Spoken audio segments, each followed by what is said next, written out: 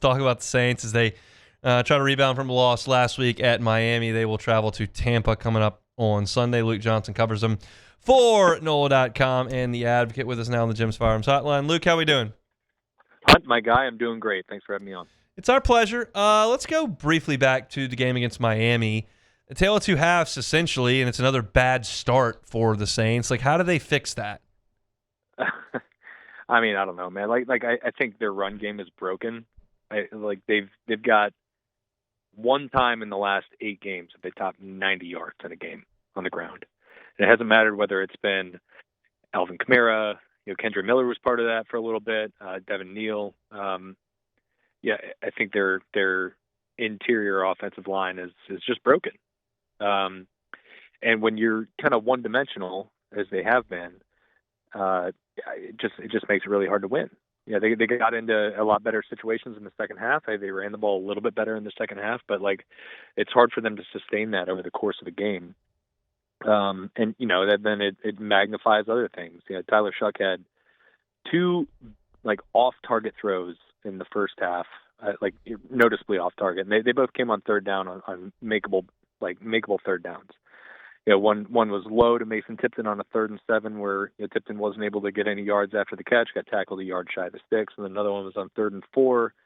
He has Devaughn Johnson open, and he kind of lets the ball drift toward the middle of the field where a defender is able to make a play on it. So you get a couple plays there, and who knows what happens. I mean, Shuck came to life in the second half, but when you're looking at the first half in totality, I mean, they had 63 net yards. They had 4 out of their first 5 drives for 3 and outs. The only one that wasn't was a fumble on the 4th play of the drive. So it's when it's bad, it's really bad. And then when it looks good, you're like, you can see some hope there. So I don't know. It's really just hard to square with these guys.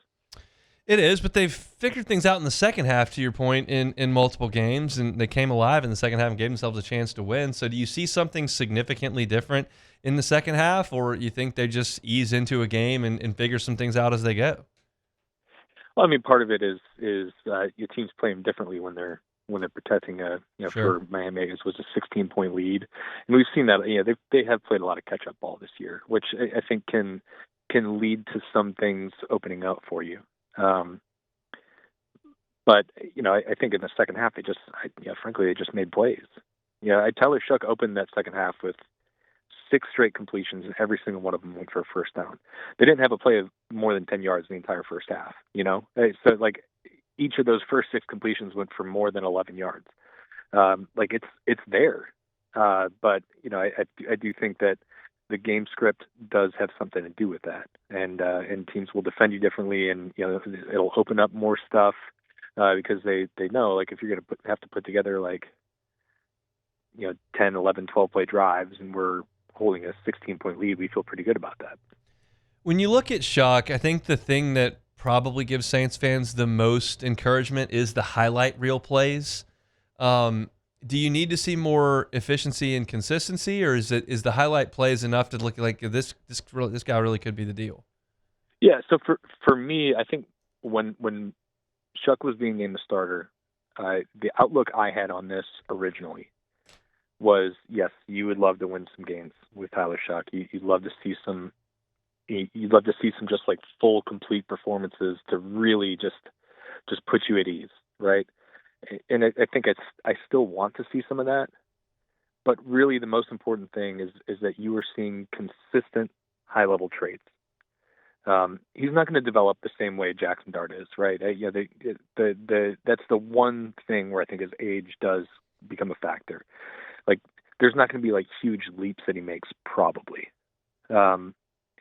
But if he shows you that he has some truly, I don't even want to say elite, just you can see a top 15 quarterback there in moments. And if the lows aren't so bad that you're we can't live with this guy. That's to me that is enough to roll with him and build around him. And I think he has shown that, honestly. I think in every single game, even the ones that have gone poorly, like the Rams game, you've seen some really brilliant moments out of him. And it's coming in a lot of different ways. He's been excellent in the scramble phase. extending plays, letting guys get open downfield and then ripping it to him. But he's been good in the pocket, and he's navigated the pocket really well.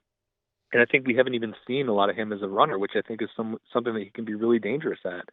We saw a little bit of it on the 2-point conversion play last week. The one that worked for the Saints, not the one that went the other way for a score for Miami. So like, I'm encouraged by what I've seen. I think for me, like I've seen enough good things over the first 4 starts to be like, yeah, like I think I'd be comfortable building around him and giving him a year to show what he can do. Because like the highs I think have been much more pronounced than the lows have been. One of the lows for this team was the first game against Tampa in the Dome. Shuck and Rattler split that game. It was when Shuck took over in the second half. Rattler's QBR in that game was 11.9. Shuck's was 6.4. They each threw an interception, no touchdowns, and the Saints ran it 15 times for 48 yards. How do they do anything against the Bucs defense this time around? Yeah, I think it's going to have to be Shuck carrying the load. Yeah. Like I just referenced, their rushing attack has just been abysmal this year. I think they're 29th in the NFL in rushing, and it's felt that way. They've had like 1 or 2 games where it's really looked good, and I think the offense as a whole looked good because of it. But they're generating no explosives. They're getting way, way, way too many plays that are stuffed for 1 or 2 yards on first down, and Tampa is a really good run defense. They have been for years, and they are again this year. But if you look at when this defense has had trouble, and granted it has come against some really, really good passers. When they were in that 3-game losing streak to New England and LA and Buffalo, they were giving up like 300 yards a game through the air in those games. But then last week they played against the Cardinals with Jacoby Brissett at quarterback. They threw for 291 on them. Yeah. So I think they're gettable there in the air. But like it's going to have to be like a Tyler Shough game to me, unless like something just clicks out of nowhere with this rushing attack that it just frankly has not been good this season. Reason for encouragement with Devaughn Vele last week?